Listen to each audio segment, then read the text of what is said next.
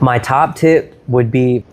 Welcome to Run of Show, the podcast that goes behind the scenes of the event industry, one story at a time. Today, I am talking with JD Cobb. He owns a production company, and we are going to get into weddings, marketing, and social media. Let's dive in.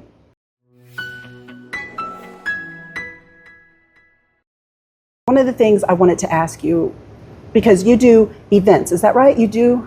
Yeah. Yeah. And what kind of events specifically? As far as the event space, you have, and very obvious thing is weddings. Like weddings are, it's the biggest event of most people's lives. They put a lot of energy and effort into it. And it's an event that is not done on a regular basis. But for me as a professional, it's like, well, we do these weddings all the time. Like I have 2 this weekend, 2 next weekend, 3 the following weekend. And then like, it's just, it builds and builds and builds. So when we do these events, like these events are no different than how, say, you know, an event at a civic center would run. It's like there's so many moving pieces, so many different vendors, but understanding how the event actually is orchestrated together is, you know, the number one thing. So whether you are at some sort of industry function or if you are at some other wedding or any other type of event, there's some general timeline, some general itinerary with exactly some level of structure that will happen from beginning to end. Right. And so you talk about weddings, but do you do corporate events also, or are you primarily focused on weddings? In the event space, a majority of it is weddings. But on the flip side, if you take like an event like a live podcast, like we just recently did, we filmed a live podcast for one of our podcast clients. And from beginning to end, I mean, it started at like 7:30, ended at like 9:30 or 10. But that schedule of events had an entire process of what was happening the day before and then the day of, and then, you know, post production after that. So as far as the event space, the majority of what I do lives in the wedding world. Real quick, if you're getting value out of this, I'd really appreciate you giving it a thumbs up and hit that subscribe button. It really helps to support the channel. So, and you do photography and videography? We do primarily video. We do very little photo. We can do photography. We just don't focus on photography. It's not our expertise. It's not our specialty. Video production is our specialty. You've got this amazing studio. I've been telling people about this infinity wall, and some people are like, what is that? And I explained, oh my gosh, that's so cool. Yeah, it's hard to see. It's like, you can kind of see it a little bit in the video, but it's like, the guy that was in here earlier that you saw, he walked in and he looked at it and he was like, yeah, I can't look at that for too much longer. Because it's so trippy when you see it for the first time. You're like, oh, there's no like end in sight. It's kind of like a what is it called? It's like an infinity pool. It's just like, it looks like it falls off into infinity, but it's like, oh, there's actually an edge. But that's kind of how like the psych wall is. It just looks like white abyss. So how do you use that? Well, it's like you can use it a couple different ways. So it's like me, the way I like to use it, it's like I like the very clean, minimalistic style and vibe. So it's like if you're doing like a talking head video, you could brighten it up and add a ton of light to essentially kind of like make your subject stand in like pure white. So it's like they're standing in the middle of like nothing in a way. You could cast really harsh shadows on it. Like you can cast colors on a cyc wall like this. Like there are a bunch of different things that you can do with it, but for a cyc wall that's white like this in particular, typically you'll use it for like that bright white or like harsh shadow look. Can it also work as like a green screen and you can take that person out of that and put...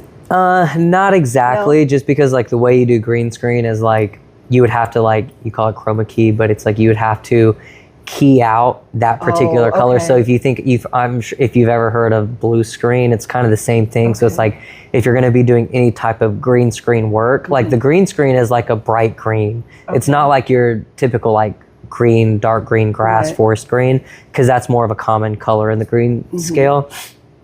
That bright green, you can select it and eliminate the green. So like if I was to eliminate the green and I was wearing a green shirt, well then I would look like I'm a floating head with arms, you know?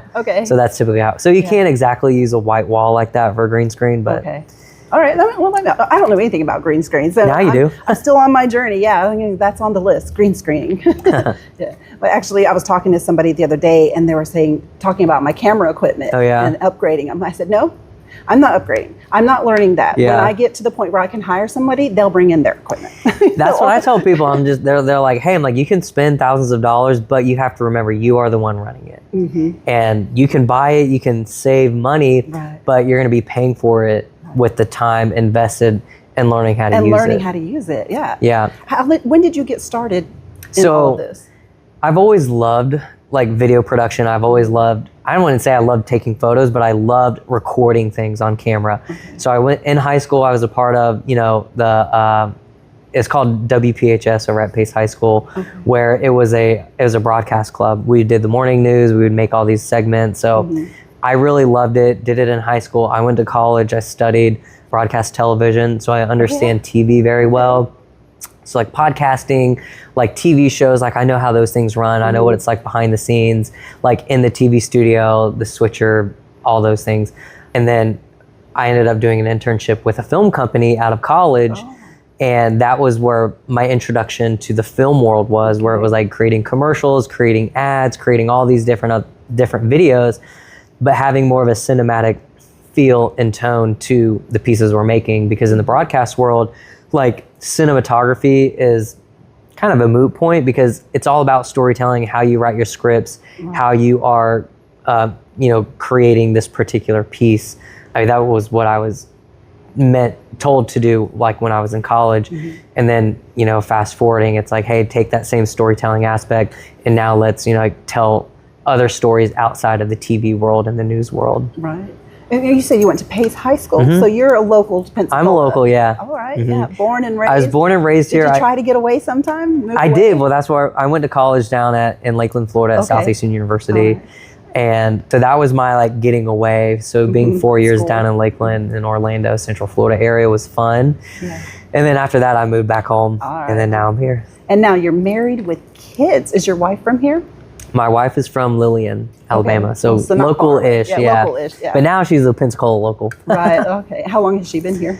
Since we got married. So when did you get married? What is it, 2025? I got married in 2019, so right before COVID. Okay, yeah. So we got to have our wedding. Long time together. Yeah, kind of. I mean, both of our jobs actually, like we both had retail jobs at the time, and I was doing like, I was in the golf world, so I did golf retail sales, and then my wife, she worked at Everman's like at the 9 Mile location right when it opened up.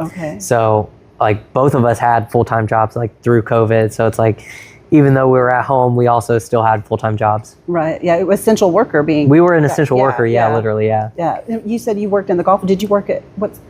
I worked at Edwin Watts Golf in Pensacola. Yeah. Right. So like when I was in college, I played college golf. I was going to ask. And then after college, I played professional golf for a couple years. You did? Yeah, like super local mini stuff, nothing crazy, not on TV. Why didn't you stick with that? I just wasn't good enough and I didn't love it. I mean, I was progressing. I was getting a lot better for the 2 to 3 years I played, I was getting exponentially better every quarter, every year. But one day I had played in a tournament over in Destin. I was driving home and I made like a small check, and I was like, this ain't it. I'm not trying to do this for a living. I can't see myself doing this for the next, 5 decades. Like the writing was on the wall, and I was just like, and I had, my now wife, then girlfriend, I was dating her at the time, and I was just like, I can't provide for a family like living this life, because the amount of effort and the amount of practice it took did not equate to the love that I have holding a camera. Right. Now, how long after you left the golfing world did you?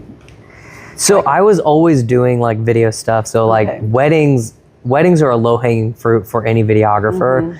So like my first official gig was shooting a wedding down in Sarasota, and I shot it and I edited it, and I was kind of hooked. And I was like, I loved the feeling of telling a story of a couple and then delivering it to them on their greatest day ever. And then just hearing and seeing their reaction was just like, it was everything to me. And one, to think it's a little bit easier if you get to do it for yourself. If you have, the right mindset, the right, skill set to actually do that. It definitely helps, especially like with me just getting started. I don't have all the fancy equipment and fancy programs. Not yet. And not yet. I'm working on it. I have upgraded over the years, but I can sit down and do editing and graphic design and never look at the clock. You know, the sun will come and go and I'm not paying attention, as opposed to like you said, oh, go retail job. You're like, when can I get off? When is lunch? Done? When's my break? Yeah, when's my break? Yeah, I've just set a timer to take a break.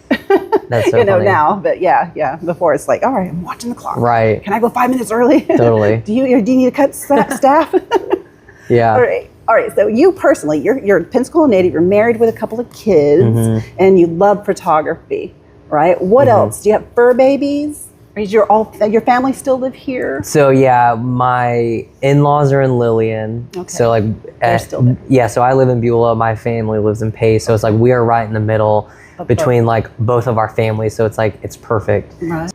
Outside of video, I really love golf. Yeah. So it's like I have a lot of golf friends. I have a lot of people who do like to play, and some of my clients are in the golf space. Right. So it's kind of like when I'm not hanging out with my family, or if I'm not doing videos, like I do like to go play golf. Yeah. I just don't get to play as much as normal because I have a 2-year-old and a 5-month-old. Yes. So it's like I right now am really, really, really getting to enjoy like the moments that I have with my family. And I think that's like, in my opinion, it's vastly undervalued relative to like having another hobby, because my daughter, she's 5 months old, and I think about all of those moments in her short lifespan on Earth anyways, and it's like, oh man, all of these little moments, like I don't want to take for granted, because like I may not have another baby and I don't want to blink and she's 2 and then hey, they're gone, and I never get to experience that. It's obviously, you know, like if I have, you know, nieces or nephews, then I can kind of sort of experience it through that, but I'm like, this is my baby, this is my child. So it's like I'm not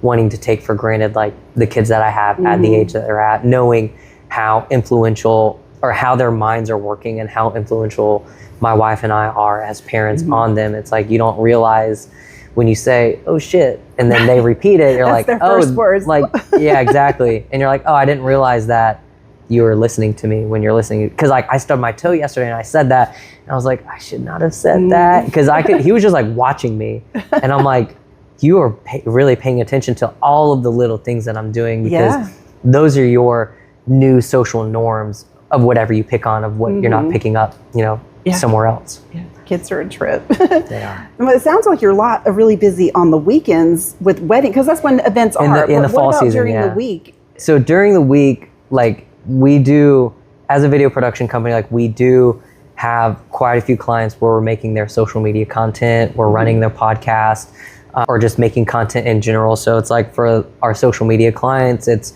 you know, we'll go out, we'll shoot X amount of times a month for that particular client.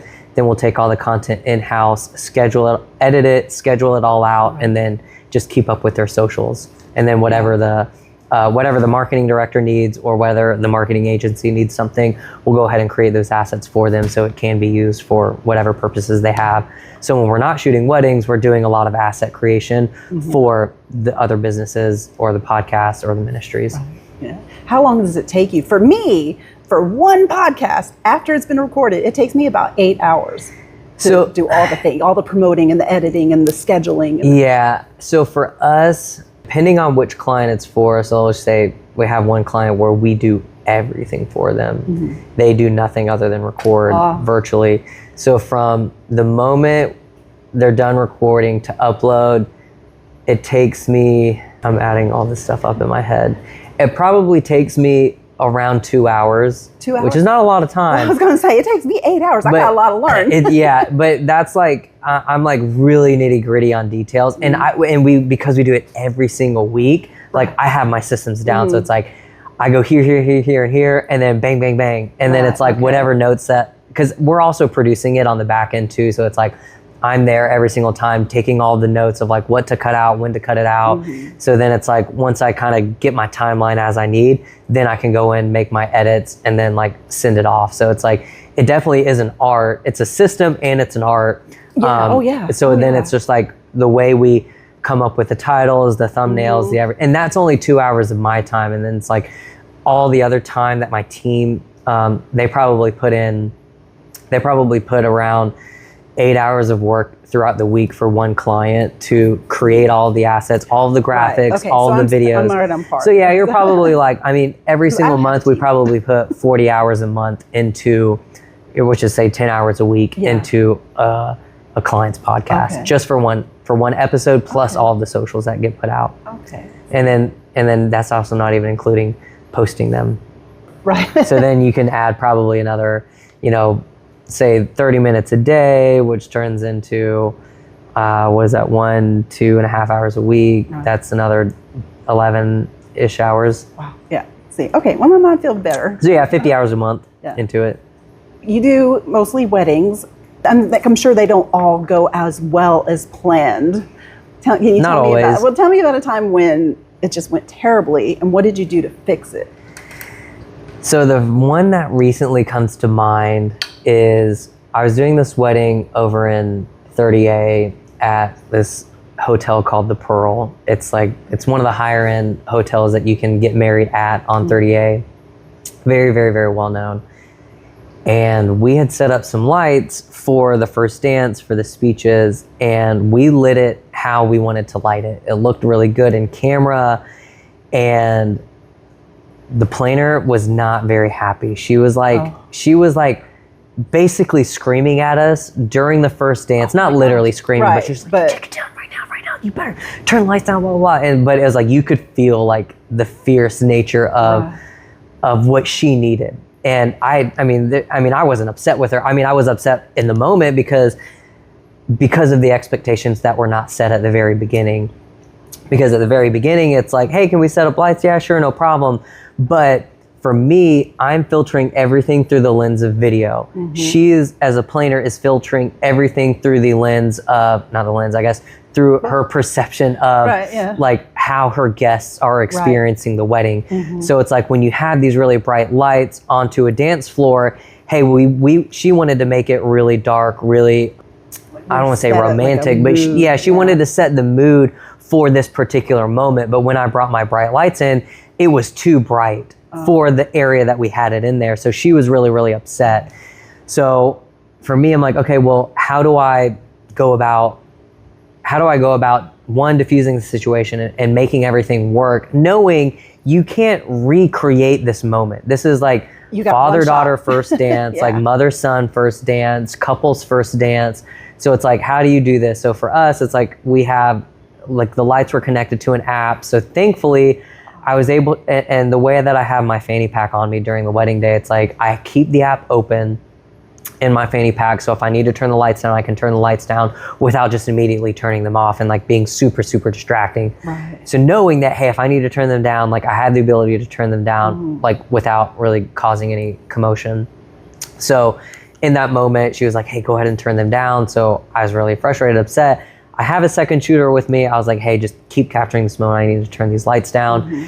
I just brought my app up really discreetly and then turned it down and then kind of diffuse the situation, and then we continued. Right. But you still captured, I mean, that's one of the challenges, I guess, is lights. But I guess if you have the right equipment, then you can deal with the lights. If you have the right equipment, yes, you can do that. But let's just say I was in a situation where I didn't have it connected to the app and I had to go over there and do it manually. Right. I had to go over to the tripod, bring the light down, turn it down, then put it back up. Right. That's very, very distracting, obviously. And time consuming. Like you can't just do that. Yeah. It's like then the planner's going to be really upset that, you know, you're distracting like all the guests just by causing commotion, moving lights around rather than just pulling your app up and like sliding the sliders down to just kind of turn them down discreetly. That's a good tip right there. You know, get you something that's adjustable. Yeah, and it, like that's essentially our backup plan. So it's like so going into that moment, we knew it was a really dark space. We set our lights previously, and I guess the frustrating part was like we went to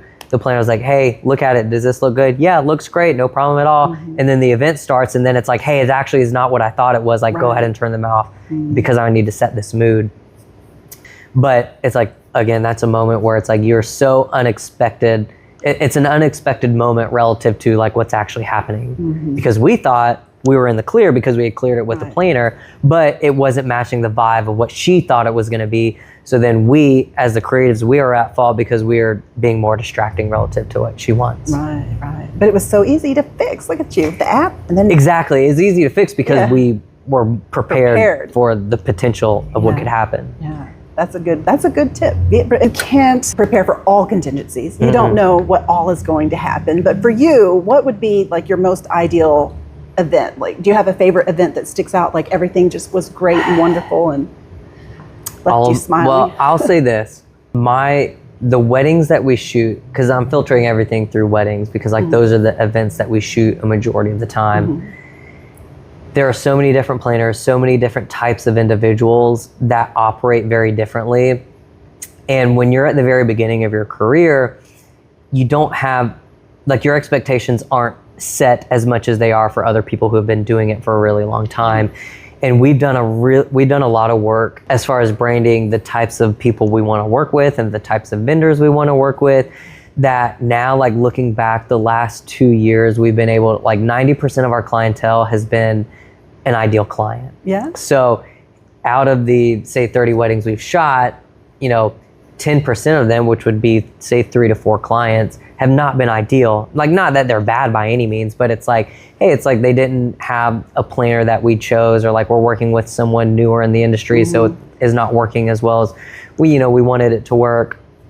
But I would say a majority of the clients that we do get to work with, like on these events, they go according to plan a majority of the time. And because we have backup plans for every little thing we do, I don't feel like I feel like everything does go quote unquote according to plan, because hey, if option A is not working, we know option B is going to work. If that's not going to work, we have option C, and like whatever option we go with is still going to be a good option. We just don't know, like when you're in an event and things do go haywire, like, hey, it's okay, we're just going to revert to another option because we've already planned for something to fail. Yeah. What's your favorite location type to record it?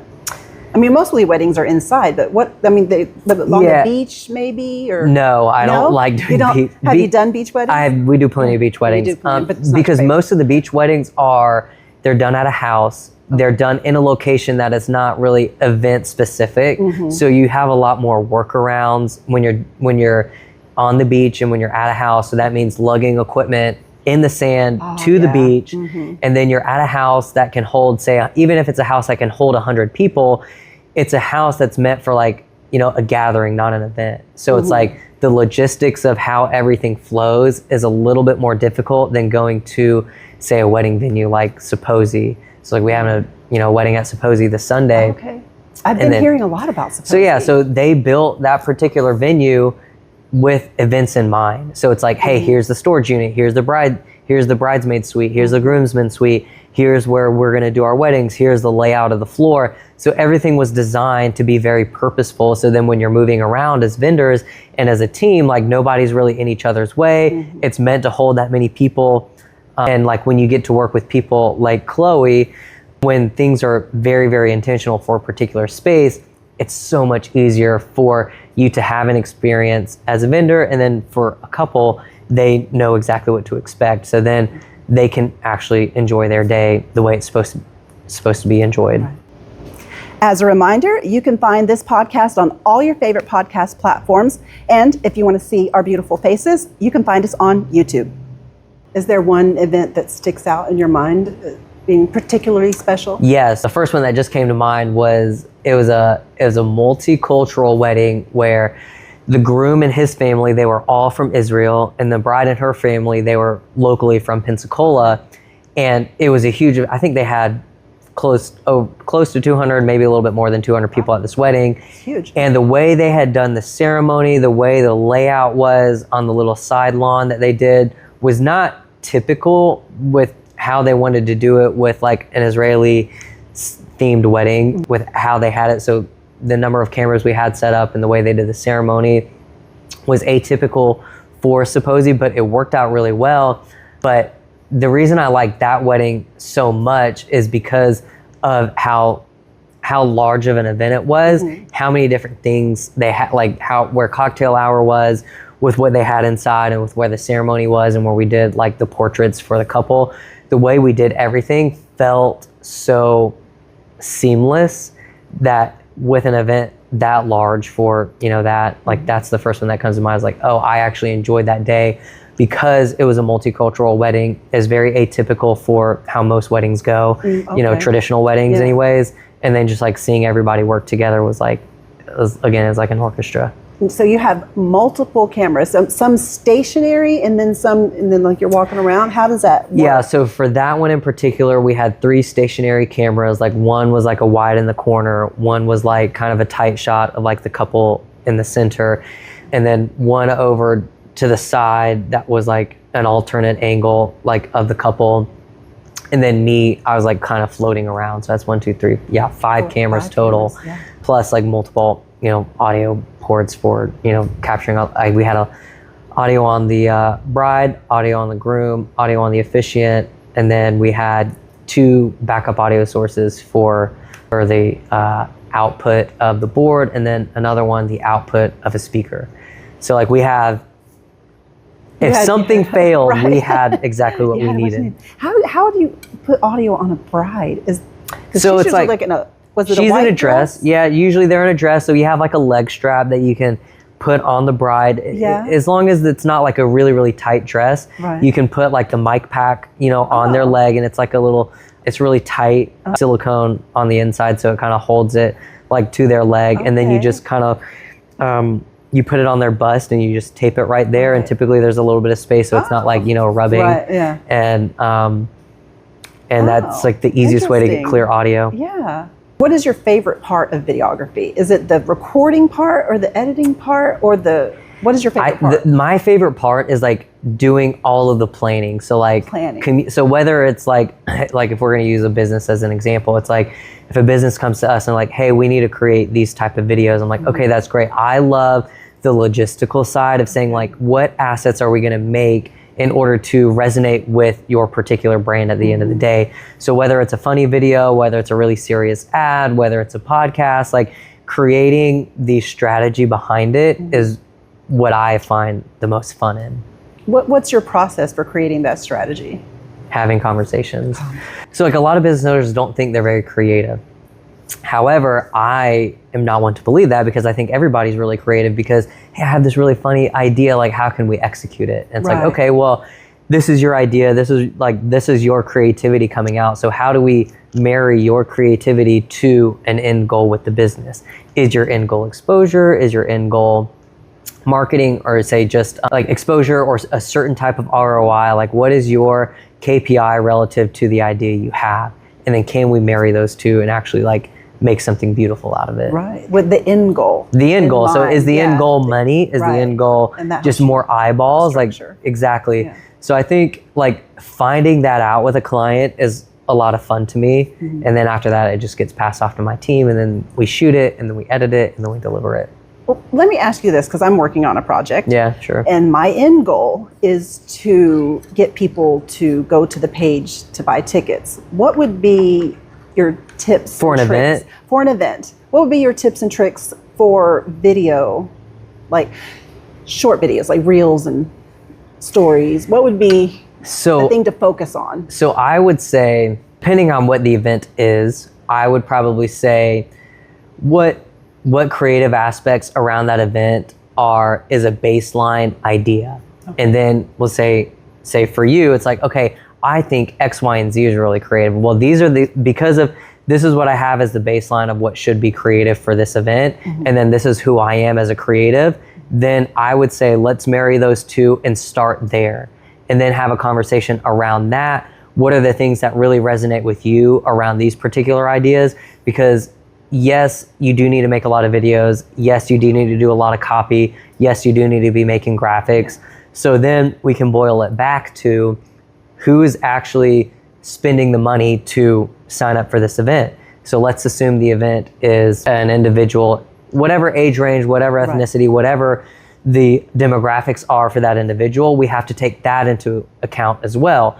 So relative to the ideas of the event and who you want there, the person that's actually paying for it, and then you as the person that's going to be on camera if you're going to be making content, marry all three of those things, and that's, you know, another baseline. You know, so then it's like, hey, let's make some content around the event itself. Let's create content around the individual that's wanting to purchase it. Let's make content around who I am relative to the event. And then it's like, okay, that's a new bank. Those are 3 different banks that you can pull from. Right. And then you can say, well, what's going to be the best type of content that's actually going to convert? Is it graphics? Is it videos? Is it copy? Is it, newspaper articles? Is it billboards?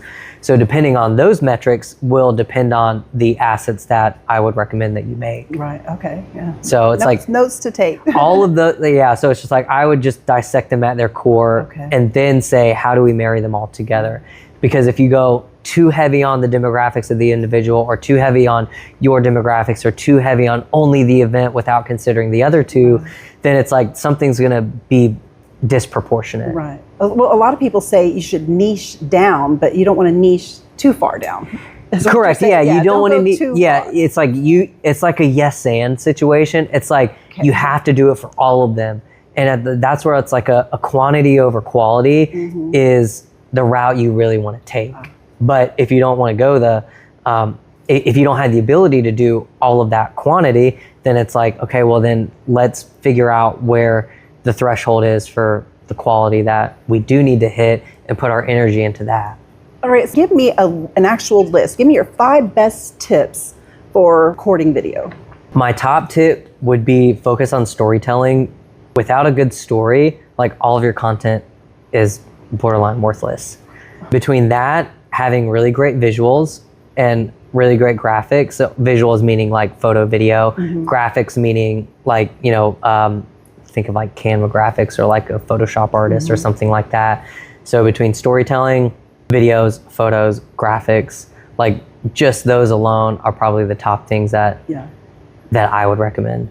There's a lot of factors to pick and choose. Let's say for the average person, let's say for someone who, well, I'll take me for as an example again. I was a spotlight speaker at a lunch recently, and I had someone record me, and I didn't like the video. Like, it was fine, but I guess I'm hypercritical. Yeah. So for an instance like that, what would be your tips for capturing that talk that I gave? Like, if I wanted to record it again, how would I would say, so 2 things is probably proper exposure and proper framing. So like framing meaning like what are your tips on framing? So framing is like, okay, so if you're looking at this camera, we'll use your camera as an example. You see how you have your grid lines? That's called rule of thirds. Okay. So like you see how I'm sitting like on one side of the frame, you're sitting on the other side of the frame. It's pretty equally weighted.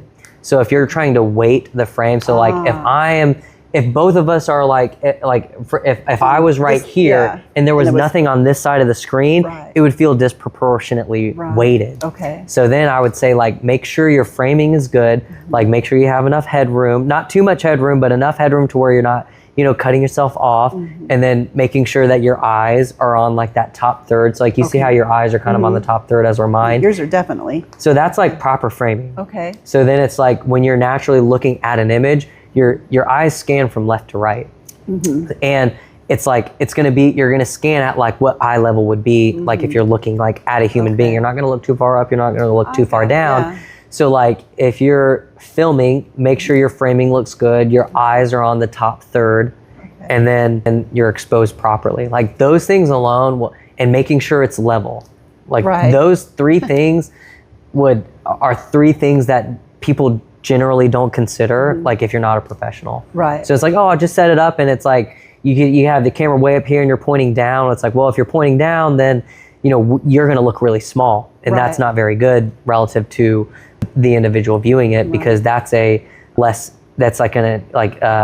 forgot what the word is, but it's a non-dominant point of view. Okay. So if you're looking down at somebody, then that's a dominant point of view. But if you're looking up at somebody, then that's a powerful point of view. Right. So like if you're filming something and you want to connect with someone at eye level, like on the same wavelength, then it's like you want to record where your camera is at eye level.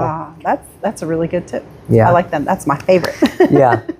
And that's one that I use every single time I shoot. One of the things I wanted to find out from you was, what is the best way for people to get a hold of you? And a lot of people said, well, you can get me here, here, here, here. What is the one way? If somebody wanted to contact easiest way is to just find me on social media. Social media. So right now we have 2 different pages. One is JD Cobb Films. Okay. That is where you'll see all of my wedding stuff, jdcobbfilms.com. I have another website that is jdcobbproductions.com.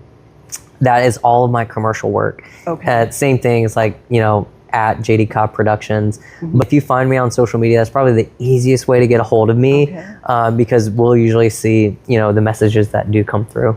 Good. JDCobbProductions.com. JDCobbProductions.com. Or JDCobbFilms.com. Or JDCobbFilms.com. Yes. But if you really want to get a hold of you, social media. Yes, correct. And it's JD Cobb's. COBB. And on social media, it's also Yeah, COBB. if you search JD Cobb, you will find me. Okay. Right. Whether you find me on the commercial Instagram page or the wedding page, you'll find me. You've given me a lot to think about. What jewel would you like to leave our listeners with? Yes. I would always say, stay true to who you are, because if you believe that you are made for a specific purpose and you stay true to what that is, I think no matter what it is you do, no matter where it is you're working, those attributes, those things that are inside of you will come out without you even trying. So if you do choose to stay true to who you are, that's the most valuable thing that you can do as an individual. I love it. Actually, that's the second time I've heard that today. Good. Yeah, it was on another podcast I was listening to. Good. So I love it. I really appreciate you taking the time to sit down with me today. I'm glad you're sitting down with me. Thank you so much. Awesome. Thanks.